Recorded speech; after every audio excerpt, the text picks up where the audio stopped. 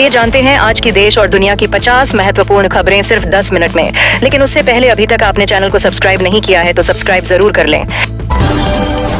देश में बढ़ते व्यापार घाटे और विदेशी मुद्रा भंडार पर दबाव को देखते हुए केंद्र सरकार ने सोने और चांदी पर इंपोर्ट टैरिफ में बड़ा बदलाव किया है। अब तक जहां गोल्ड और सिल्वर पर 6% शुल्क लगता था, वहीं इसे बढ़ाकर 15% कर दिया गया है।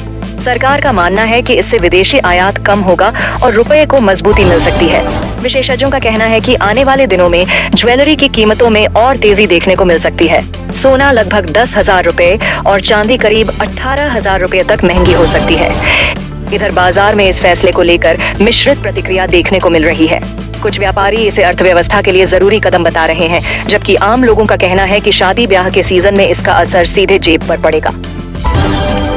देश में ऊर्जा खपत को नियंत्रित करने के लिए केंद्र और राज्य सरकारें अब सक्रिय दिखाई दे रही हैं। प्रधानमंत्री की अपील के बाद कई राज्यों में ईंधन बचाओ अभियान शुरू हो गया है। कई मंत्रियों और अधिकारियों ने अपने काफिलों में वाहनों की संख्या कम कर दी है। कुछ जगहों पर नेताओं और अफसरों को हफ्ते में एक दिन बस या मेट्रो से सफर करने की सलाह दी गई है। वहीं कई सरकारी बैठकों को ऑनलाइन मोड में करने की तैयारी चल रही है। बड़ी कंपनियों को भी वर्क फ्रॉम होम अपनाने की एडवाइजरी जारी की गई है ताकि पेट्रोल डीजल की खपत कम हो सके।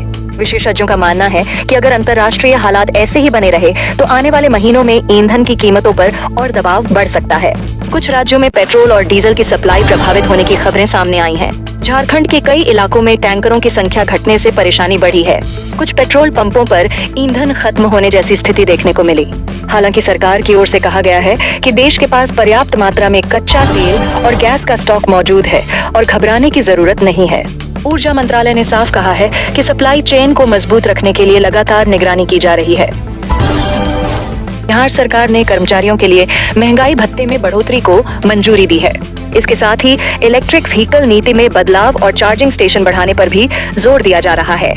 वहीं उत्तर प्रदेश में श्रमिकों के लिए नई सुविधाओं का ऐलान हुआ।